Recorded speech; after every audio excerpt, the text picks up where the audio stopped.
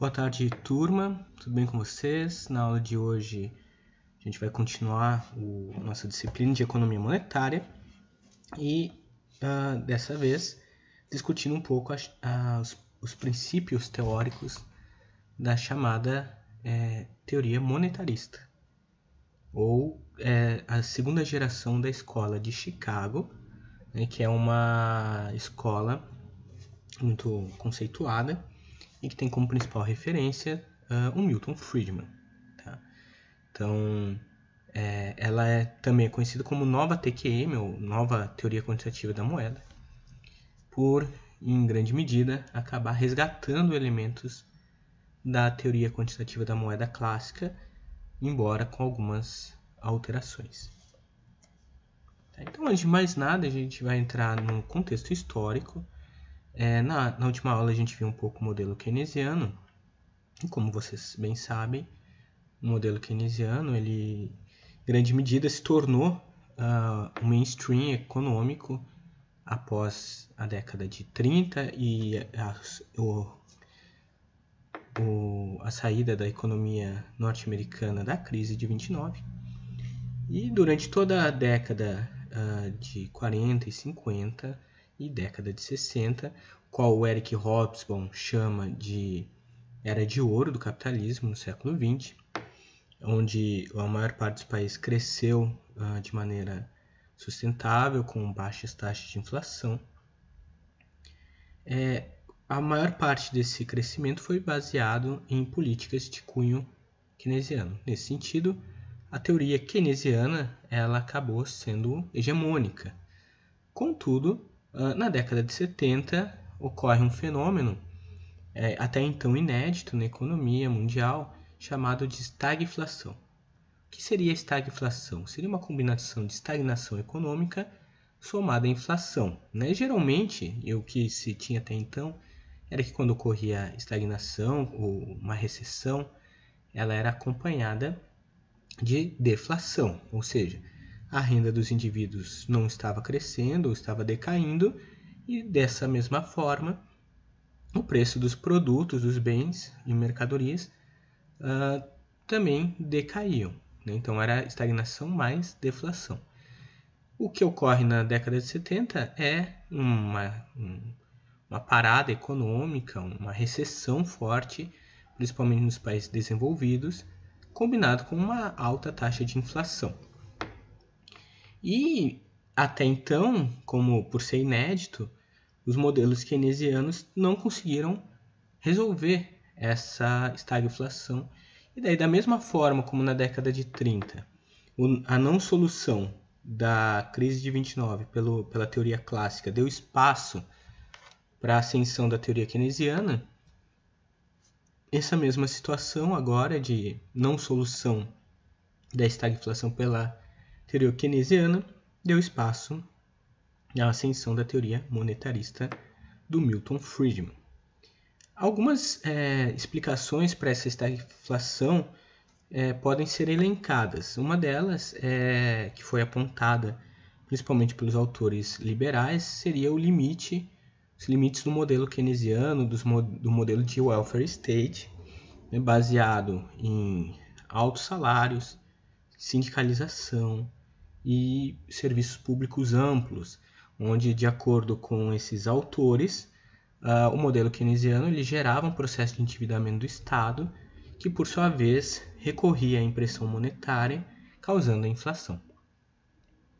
Outro ponto que também é destacado é a queda da taxa de lucro, que é chamada também de profit squeeze, um aperto dos lucros, causada em grande medida pelo aumento dos salários, mas também por uma queda da produtividade do trabalho nas principais atividades econômicas do período. Isso está muito ligado também a um processo de maturação do paradigma tecnoeconômico fordista, que havia chegado no final dos anos 60 ao seu limite de expansão, ou seja, de avanço dos ganhos em rentabilidade que o avanço tecnológico poderiam oferecer às empresas. E, por fim, como fator externo, as crises do petróleo, tá? Tanto a crise de 73 quanto a de 79, que tiveram como também um impacto no aumento do custo de produção dos bens, fazendo com que a inflação também aumentasse.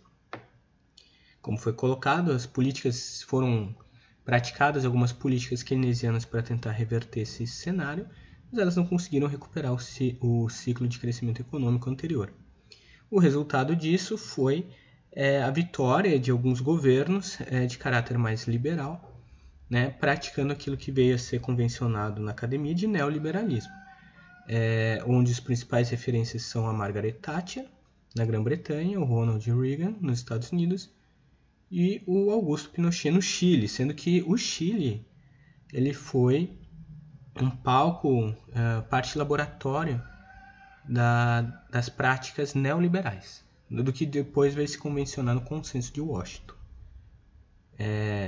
Então, Pinochet ele foi assessorado por economistas da Escola de Chicago, entre eles o Milton Friedman e os seus asseclas, os chamados Chicago Boys, onde o nosso ministro da Economia se encaixa, né, o Paulo Guedes. E o que representou esse neoliberalismo foi uma desconstrução daquelas políticas keynesianas e da prática de uma abertura econômica, uma abertura comercial e uma abertura financeira dos países, além de um forte processo de privatização, redução do tamanho do Estado, dos seus gastos, e uma política monetária ativa, porém mais restritiva. Tá? Então aqui só mostrando alguns dados sobre esse processo do limite do keynesianismo, a gente pode ver, por exemplo, que no período da Era de Ouro do keynesianismo, a taxa de crescimento médio global foi de 4,8% até a década de 70. Depois, durante o período do neoliberalismo, ela vai cair para 3,2%. A inflação média durante o período keynesiano é de 3,9% e no neoliberalismo de 3,2%, ou seja, 80 até 2009. O desemprego nos Estados Unidos era de 4,8% durante o keynesianismo e no neoliberalismo 6,1%. Na média, a taxa de desemprego ela é maior nos países desenvolvidos durante o período em que vai viger o neoliberalismo, até como uma forma de combate à inflação, seguindo a lógica da curva de Phillips, onde a gente tem um trade-off clássico entre desemprego e inflação, e de modo a uma escolha onde se entendia que a pior doença era a inflação. Né? Então, por a inflação ser pior, se conseguiu conviver também com uma ideia de desemprego mais elevada, né? Com uma taxa de sacrifício social. Aqui nesse gráfico vocês podem ver a evolução da taxa média das taxas de lucro dos Estados Unidos, Canadá, França, Reino Unido e Espanha, onde vocês podem observar que lá em 63 essa taxa de lucro começa a cair, né? E vai chegar ao seu fundo lá em 75, durante as consequências da primeira crise do petróleo, e ela só vai começar a se recuperar na década de 80, mas ela nunca vai chegar no patamar anterior que ela tinha atingido durante o período da Era de Ouro. Aqui nesse outro gráfico vocês podem ver a evolução do preço do barril de petróleo entre 1861 e 2009, no qual dá para se observar claramente ali no início da década de 70, né, em 73, uma explosão do preço do petróleo, depois em 79 também chegou a um patamar muito alto, que só vai se equivaler depois durante a crise de uma variação tão alta depois na crise de 2008, 2009. Tá? Então, de fato, eram aspectos conjunturais que acabaram também afetando o desempenho das economias desenvolvidas, né, e capitalistas, e mais que isso, um cenário em que a teoria keynesiana não era capaz de solucionar esses problemas.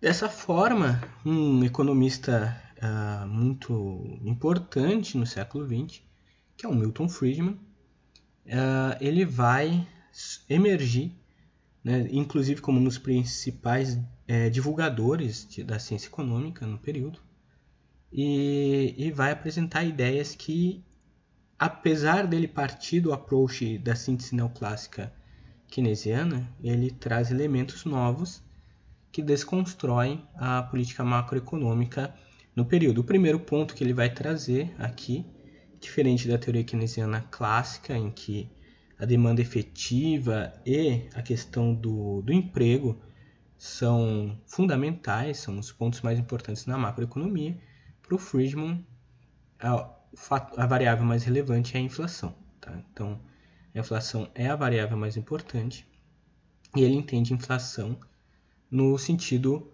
da teoria clássica, como excesso de moeda. Tá? Então, aqui resgatando essa teoria quantitativa da moeda, onde o excesso de moeda seria reflexo de um estado ineficiente, em que esse estado tenderia a se endividar e, por isso, ele necessitaria recorrer à emissão monetária para se financiar. Olhando para o caso da crise da década de 70, o que o Friedman propôs foi induzir uma recessão. Né? Então, agravar mais a recessão, elevando a taxa de juros, né, para que com isso o nível de consumo e de investimento caísse, provocando o desemprego. Com o aumento do desemprego, a demanda por bens diminuiria, o preço dos produtos cairia, por sua vez, causando um controle inflacionário, e depois que esse controle inflacionário tivesse se estabelecido, se poderia, então, se realizar a recuperação econômica através da retomada dos investimentos privados. Tá?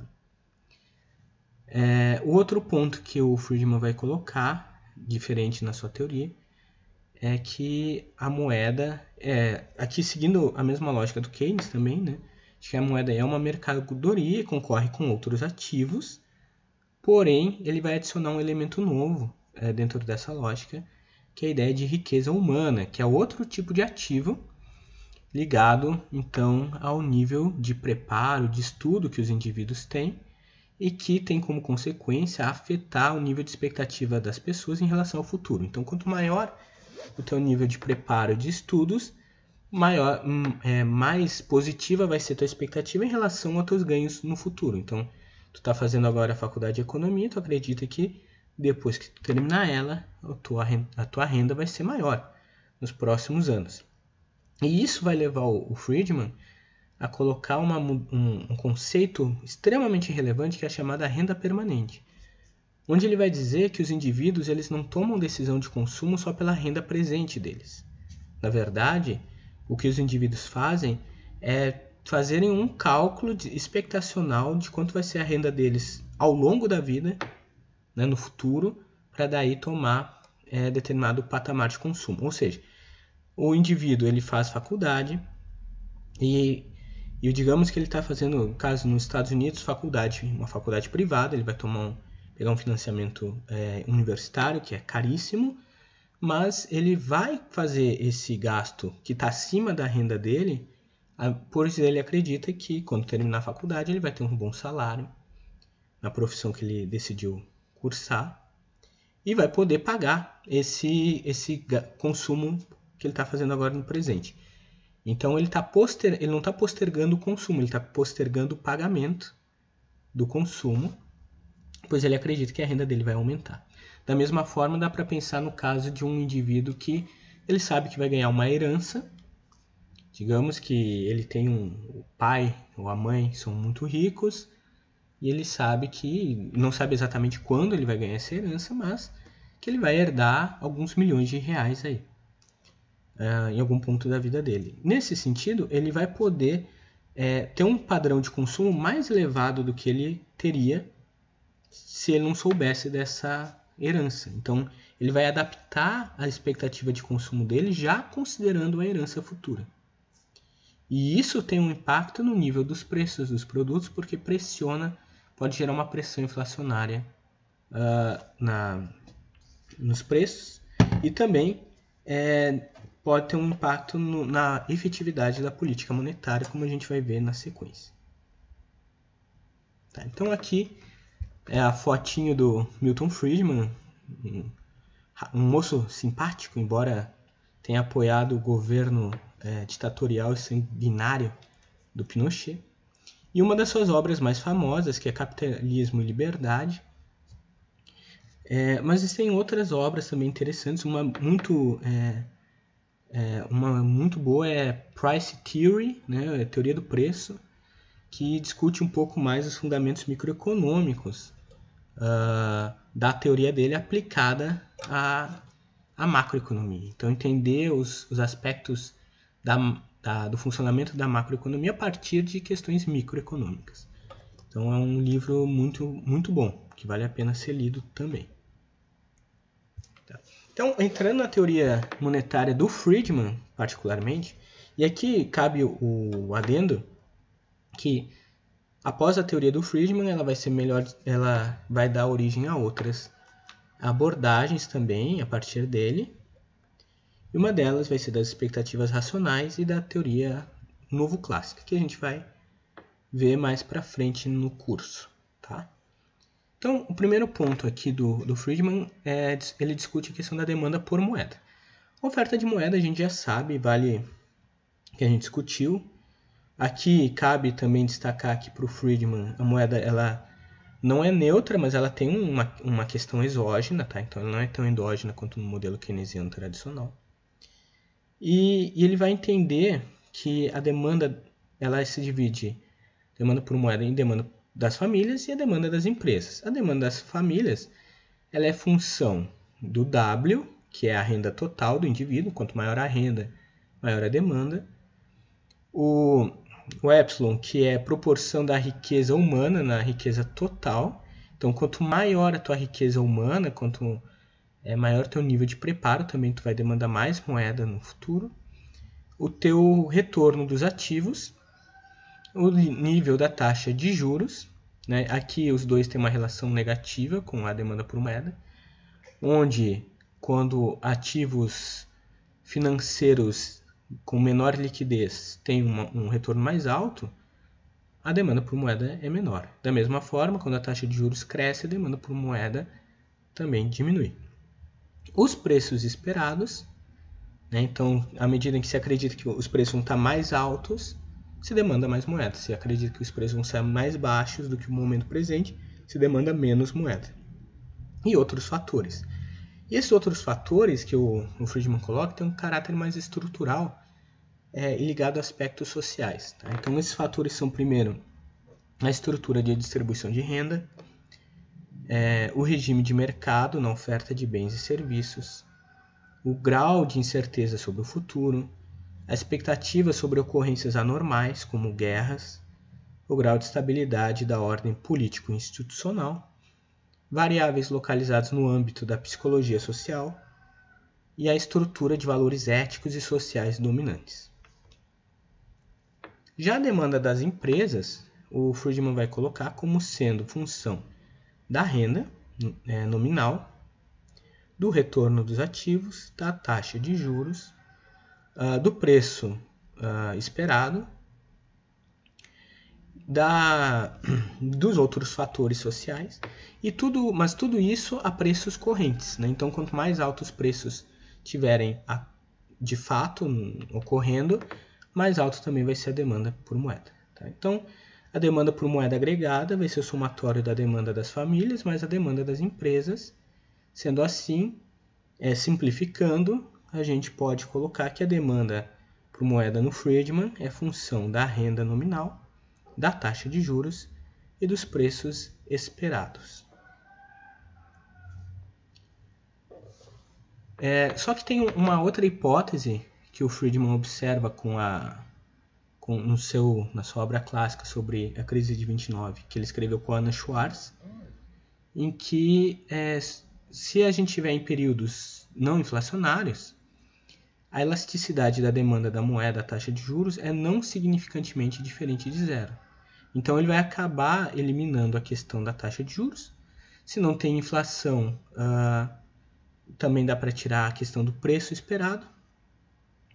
E de modo que a demanda por moeda vai ser função basicamente da renda nominal. Tá? tá? O que, em grande medida, representa um retorno à teoria quantitativa da moeda. Tá?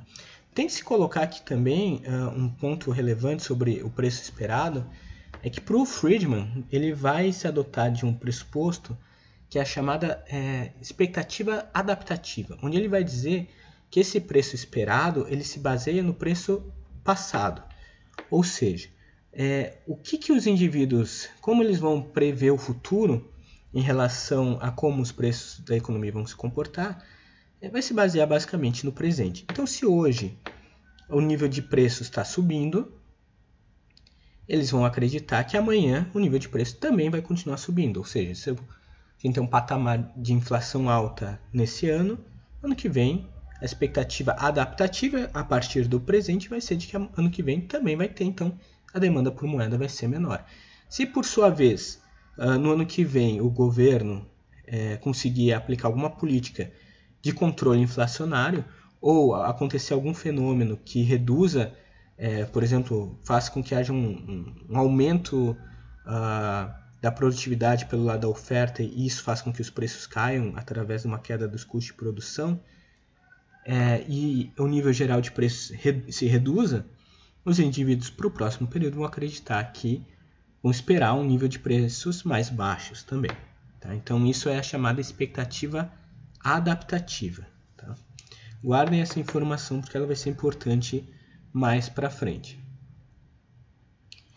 E daí vai chegar nesse ponto sobre, dessa forma se dá a demanda por moeda do Friedman, a partir disso como se estabeleceria uma política monetária a partir do modelo monetarista. Então o primeiro ponto é que, diferente da teoria clássica, da TQM tradicional, para o Friedman a moeda importa, ela não é neutra, ou seja, ela pode afetar o nível do produto. Isso seguindo então a tradição keynesiana e da síntese neoclássica.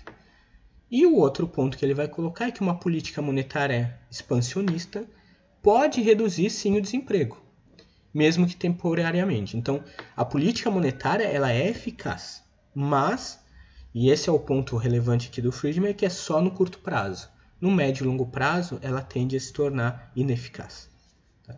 E ter custos sociais em relação a isso.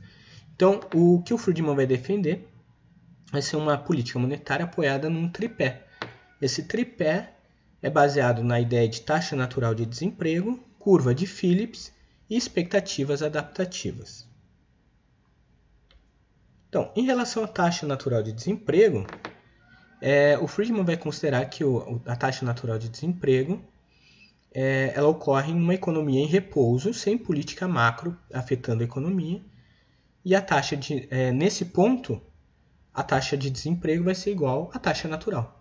Isso é, ela possui como causa fatores estruturais e institucionais, no caso, ligados ao mercado de trabalho, a forma como os indivíduos podem optar por ter mais trabalho ou mais lazer, se deslocar de atividade, etc. Mas aqui também cabe destacar que essa taxa de desemprego ela não é permanente, essa taxa natural ela se altera ao longo do tempo. Tá? Então, se a taxa de desemprego é igual à taxa natural, então, nesse cenário, vão vigorar somente o desemprego friccional e voluntário, ou seja, aquela ideia de desemprego involuntário observada pelo Keynes durante o período da crise de 29 não vão existir. E a taxa natural de desemprego, por sua vez, ela vai mudar ao longo do tempo, em função de mudanças de preferências dos trabalhadores entre lazer e trabalho, e de melhoria em outras condições, como mobilidade geográfica dos trabalhadores e busca de empregos e empregados via internet, por exemplo. Né? Então, criar um processo de acesso ao mercado de trabalho mais amplo, em que o candidato, por exemplo, possa se candidatar a uma vaga de emprego em uma localidade totalmente distinta da onde ele mora, muito longe, e mesmo assim poder participar da seleção. Isso pode alterar o nível da taxa natural de desemprego. Mas o que o Friedman vai falar é que, apesar disso, dela poder se alterar, a tendência de longo prazo é ela ser estável. Tá? Então, nesse gráfico aqui a gente pode observar comportamento da taxa natural de desemprego e da taxa corrente de desemprego, onde a taxa natural ela é quase que uma linha horizontal e a taxa corrente ela se comporta de maneira cíclica, gravitando em torno da taxa natural. Os pontos em que a gente tem equilíbrio no mercado de trabalho e na economia são aqueles em que a taxa natural de desemprego e a taxa corrente de desemprego se igualam. Tá? Então, isso ocorre algumas vezes. Tá? Outro elemento que o Friedman vai adotar a partir dessa ideia é a curva de Phillips com expectativas adaptativas. Então, ele pega a nossa curva de Phillips tradicional, em que relaciona a inflação com o desemprego, e vai incluir as expectativas adaptativas, que eu já comentei com vocês, o que elas são, em que os preços esperados para o período T, eles são iguais os preços esperados no período T menos 1, mais uma função do preço de fato atual menos a diferença do preço de fato com o preço esperado no período anterior. Tá? Então, é uma taxa de correção. Tá?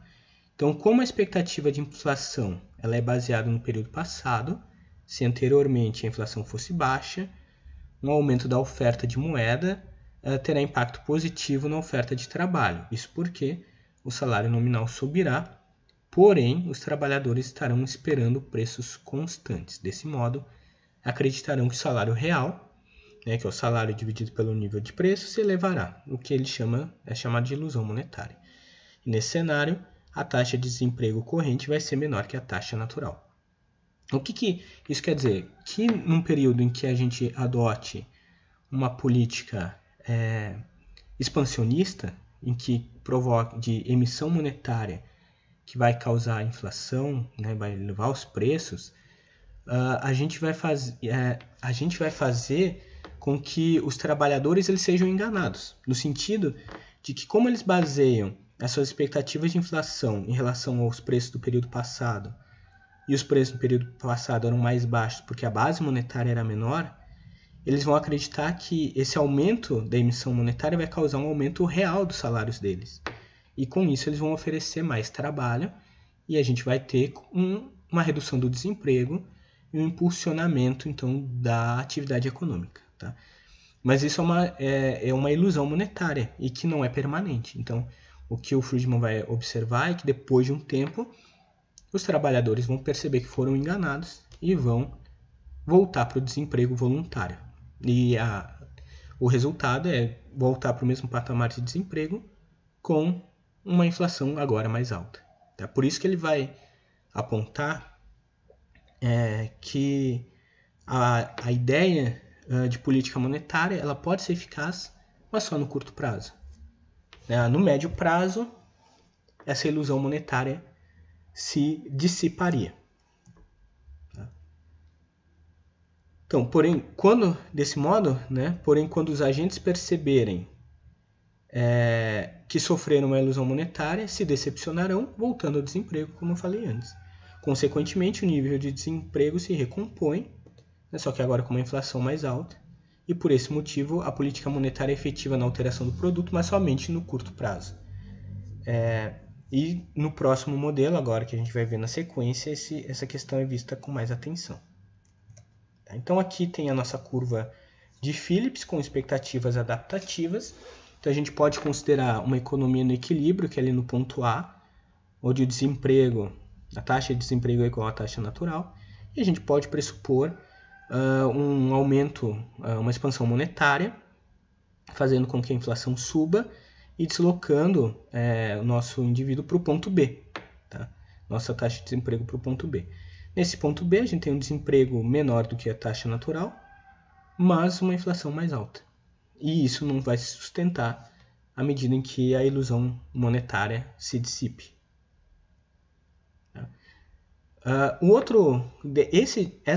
Esse resultado vai levar a esse próximo modelo, que é chamada de curva de Phillips aceleracionista, onde o Friedman vai observar que a prática de política monetária expansionista ela tende a levar a uma aceleração da inflação no longo prazo.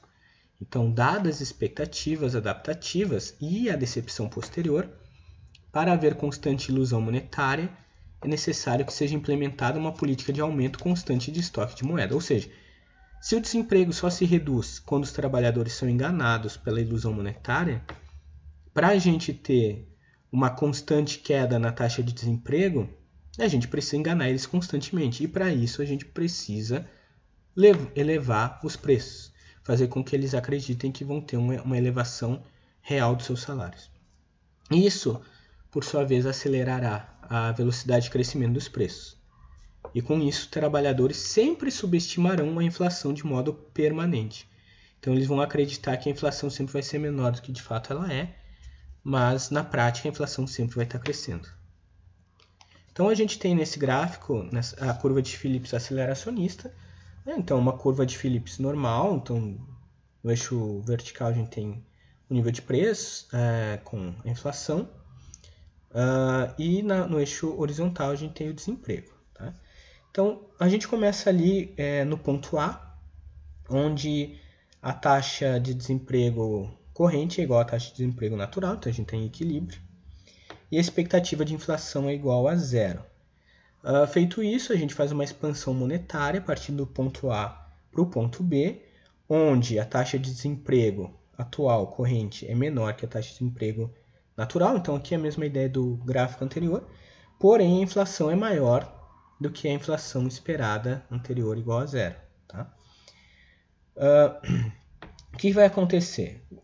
Com o tempo, os trabalhadores vão perceber isso e o desemprego voluntário vai aumentar. Tá? O que vai fazer com que eles se desloquem do ponto B para o ponto C, onde a expectativa é igual à inflação passada. Tá? Então, a gente vai ter nesse ponto, agora, o nível de desemprego igual ao nível de desemprego natural. Só que o que dá para se fazer para que isso não ocorra? Né? Para evitar esse tipo de situação, se pressupõe que o governo adote uma política monetária expansionista, tá? Para que o desemprego não aumente, fazendo com que a curva se desloque daí agora do ponto C para o ponto D. Tá? E com isso, a gente tem mais uma vez um aumento da inflação com um nível de desemprego mais baixo. E mais uma vez, o que vai acontecer? Os trabalhadores com o tempo vão perceber que foram enganados, que é a ilusão monetária, o que levará a um aumento do desemprego, deslocando do ponto D para o ponto E. Só que, mais uma vez, desemprego alto é prejudicial para a economia, em grande medida ainda para o governo, é prejudicial para a legitimação dele. Então, o resultado é que o governo vai tentar combater esse desemprego, mais uma vez expandindo moeda, e vai deslocar a curva do ponto E para o ponto F. Tá? E isso vai se dar de maneira constante. Então, toda vez que o governo tentar solucionar o desemprego por expansão monetária, o resultado vai ser uma aceleração da inflação. Tá? Aqui nesse slide tem a explicação que eu acabei de falar sobre o gráfico. Tá? Então, desse modo, para o Friedman, a política monetária é eficaz somente no curto prazo. No longo prazo, ela seria neutra em relação ao produto, somente alterando o nível de preços. Portanto, para o Friedman, a política monetária não é capaz de alterar em definitivo a economia. E assim, ele vai acabar se opondo ao seu uso. Né? Ele vai dizer que políticas monetárias expansionistas, embora possam ser eficazes no curto prazo, por causa das expectativas adaptativas e do processo depois de desilusão, elas acabam não sendo eficientes no longo prazo e têm um custo social muito alto. Então, a saída do Friedman para isso é uma defesa, à época, de uma taxa de inflação anunciada de 3 a 5%, ou seja, sem enganar os indivíduos, para, de alguma forma, acabar ajustando a expectativa deles, e o que faria com que uma expansão monetária fosse feita de maneira pública e de maneira pré-anunciada. Isso, por sua vez, estabilizaria as expectativas dos agentes e seria melhor uma inflação constante do que perturbações causadas pela discricionariedade das políticas monetárias.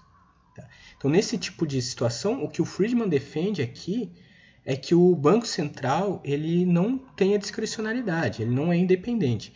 Isso é diferente do que a teoria novo-clássica, por exemplo, como o Lucas e o Sargent, que a gente vai estudar, ou mesmo agora o nosso ministro da Economia, o Paulo Guedes, vão defender que é um Banco Central independente. O Friedman ele era crítico a essa independência e ele acreditava que tinham que ter regras rígidas para a atuação do Banco Central, de modo em que ele simplesmente não tivesse espaço para essas inovações de política monetária e para não causar essa curva aceleracionista.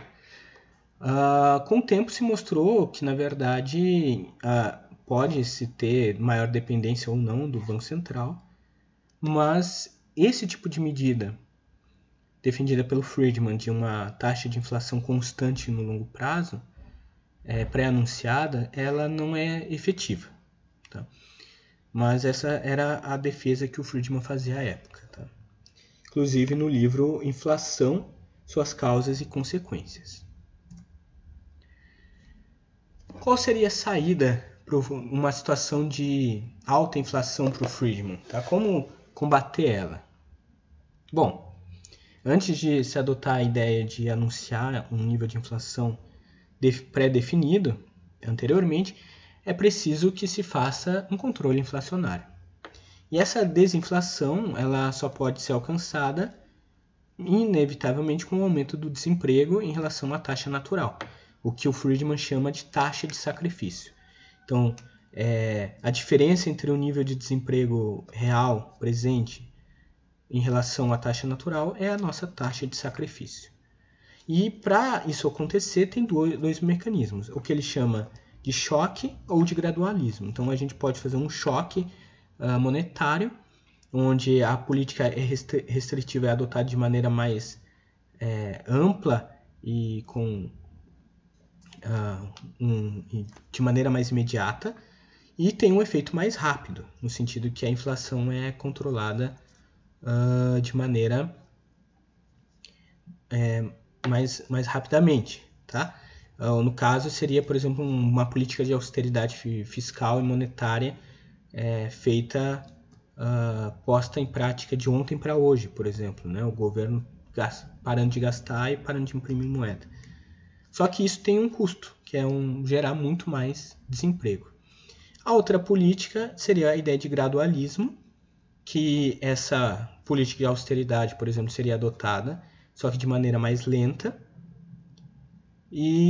só que teria um desemprego menor. Então, se atingiria no final um nível de desemprego mais baixo, mas com menos desemprego. Então, em geral, o que o Friedman defende é a ideia do gradualismo. E nesse sentido, a ideia de anunciar também a política inflacionária esperada, ela tem um papel relevante nesse tipo de medida. Onde no gradualismo a gente vai ter um nível de desemprego mais baixo do que no choque, um pouquinho mais alto do que no natural, do que o desemprego natural, e vai ocorrer, a inflação também vai ser mais baixa do que no desemprego natural e um pouquinho mais alta do que no choque. Tá? Mas digamos que tendo esse trade-off, ela seria uma opção menos sacrificante para a sociedade. Então, com isso a gente termina a aula de hoje. É um resumo, basicamente, da teoria do Friedman, que tem os principais pontos da teoria monetária deles. Eu sugiro que vocês leiam o capítulo 6 do livro do Carvalho, do Fernando Cardim de Carvalho, que apresenta a questão da demanda por moeda no Friedman, e o capítulo 11, que discute sobre a política monetária, a ideia de desemprego natural, de curva de Phillips com expectativas adaptativas e curva de Phillips aceleracionista. Tá? Também como indicação de leitura tem o livro Inflação, Suas Causas e Consequências, e o livro do Hunt, né, de HPE, que também discute um pouco a teoria monetarista. Também, quem não gostar do Hunt, tem o livro do Brui, né, que eu acho que, assim, para ter uma visão mais geral, é válido. Tá? No mais, vou deixar os slides para vocês no Moodle.